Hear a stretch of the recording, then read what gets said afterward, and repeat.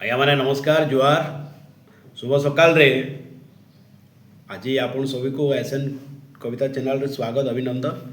आज कविता हूँ कौन करवा कथा कौन न करवा कथा आउ एटा मु लेखि ना एटा गोटे उद्धार करिछि शास्त्र सम्मत अछि।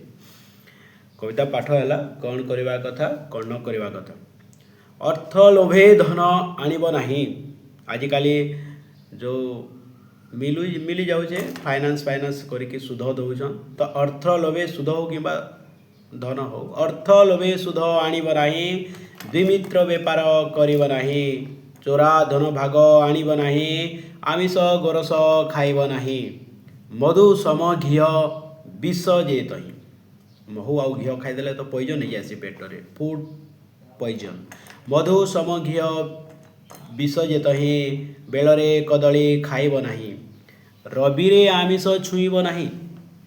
वीकेंड रविवार आइष खाती समस्ते किंतु सेटा उचित न। रविरे आमिष छुईब नाही। नारी को गुप्त कहिब नाही। शयने दुश्चिंता करिब नाही। निद्रारू सहसा उठिब नाही।